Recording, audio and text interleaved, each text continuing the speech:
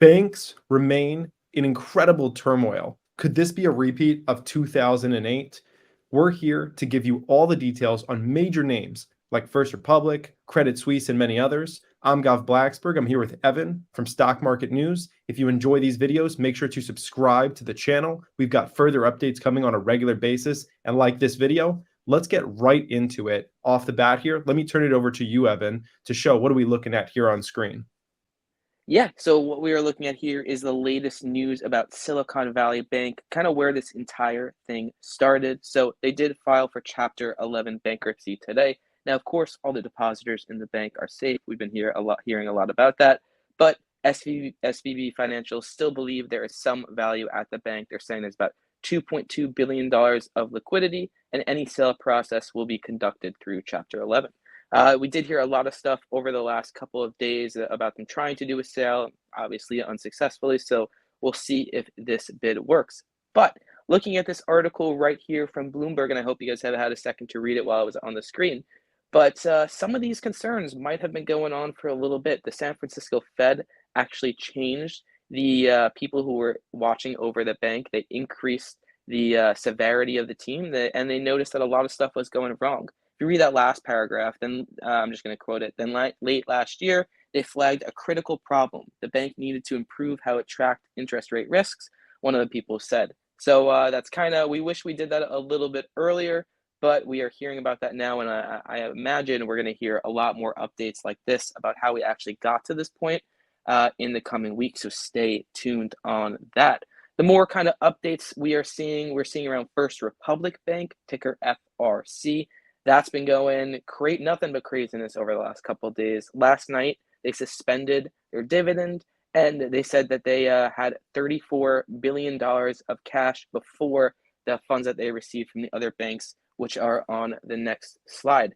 Getting rid of your dividend probably isn't the best thing you want to do for the stock, and we'll see how it's performing after that. But you want to talk us through this, Wolf?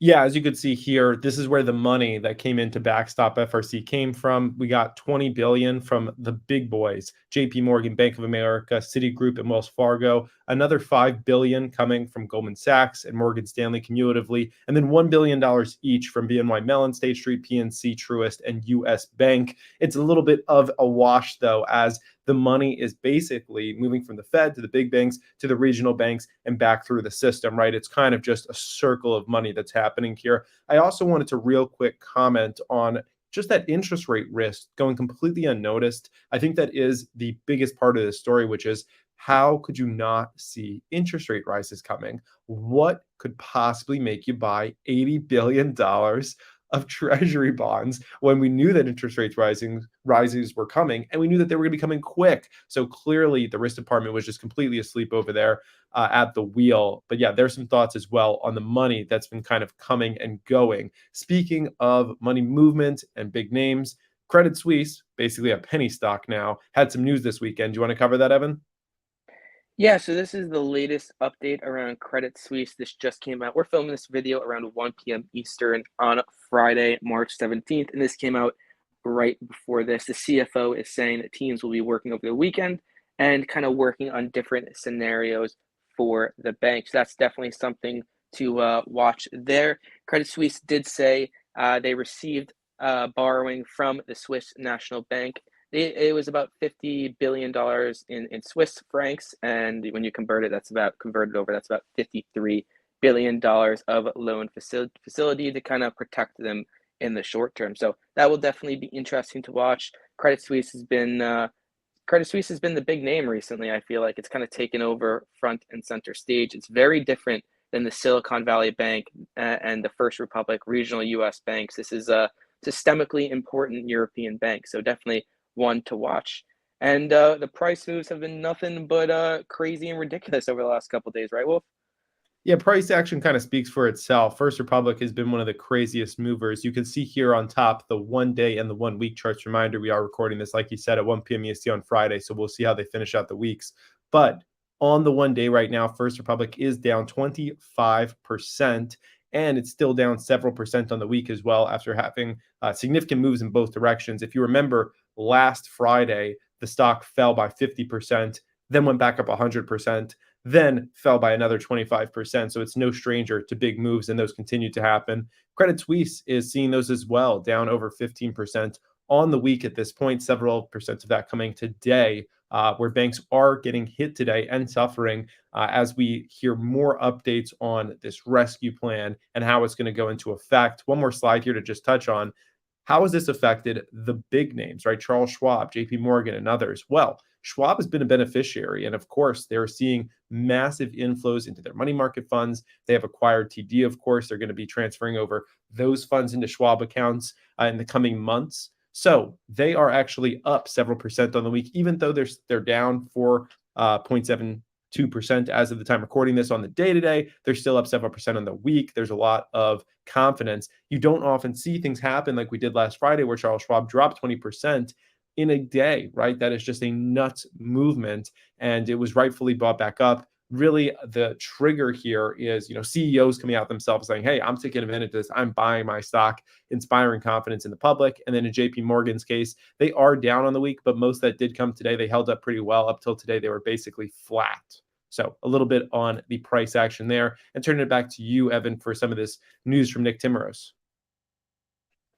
Yeah, so this is kind of going around a lot more of the major news from the week regarding this whole situation. So we are talking about the Fed's balance sheet. For a long time, it was going down and down pretty slowly, and we'll talk about that in a second. But over the last week, it has shot up. It increased by about $300 billion, and you can kind of see the breakdown from Nick Timmeros here. He works for the Wall Street Journal, and if there's ever a leak from the Fed, they want to say something, and it's going to go through him.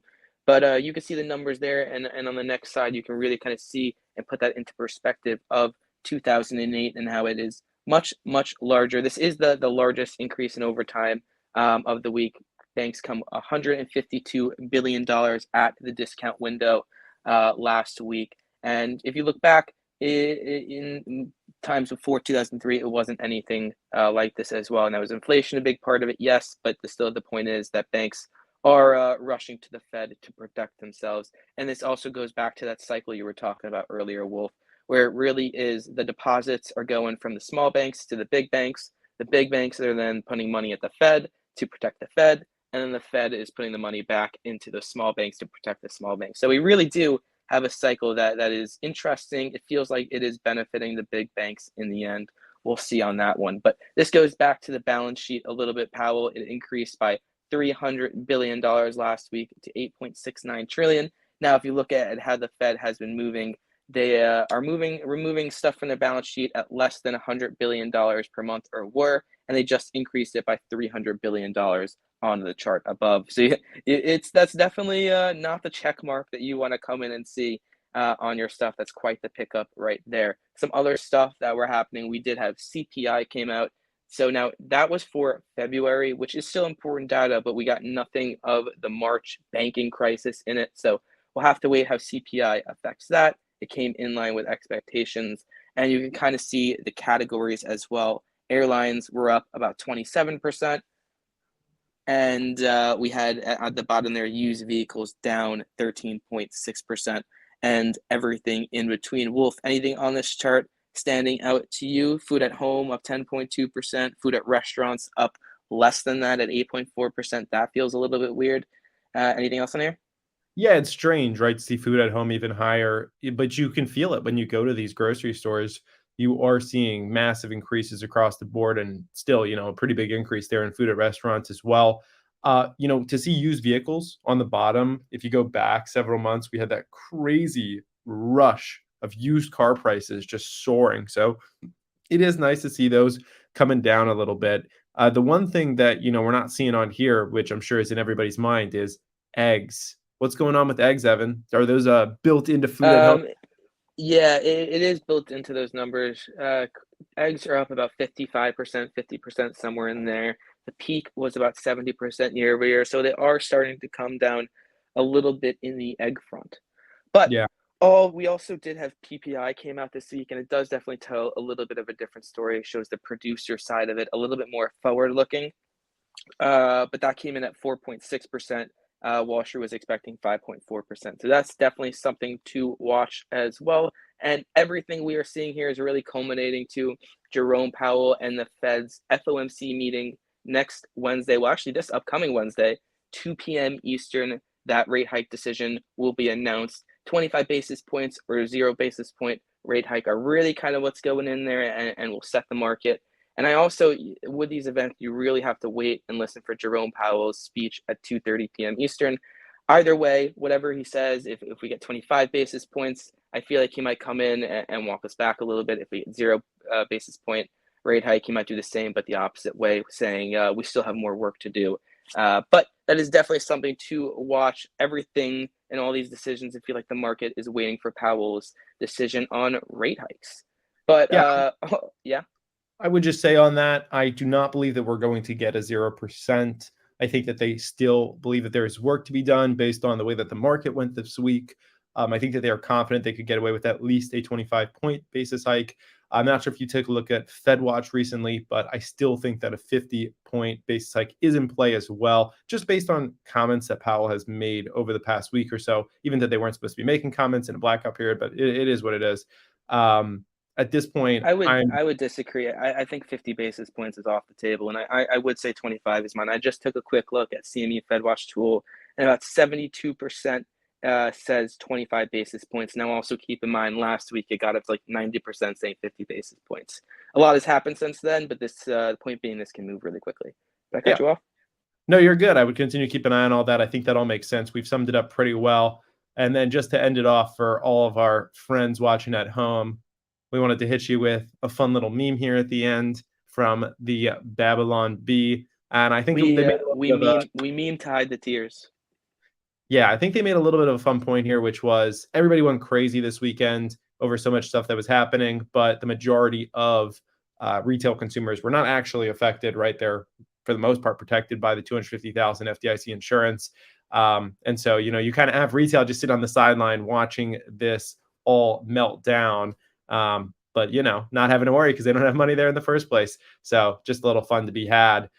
With that being said, one more time, I just want to remind everybody, if you did enjoy this video, and we tried to just keep this to the point, hit the important news, cut through it. We didn't slash in any ads or sponsorships or anything like that. We just appreciate anybody who watched it to go ahead and hit subscribe on the channel that you're watching it. Give a like to the video. Maybe drop a comment. Let us know if you have any questions. If you thought any parts were really interesting, give us your prediction as well for if you think we're going to get 0, 25, or 50 basis point rate hike.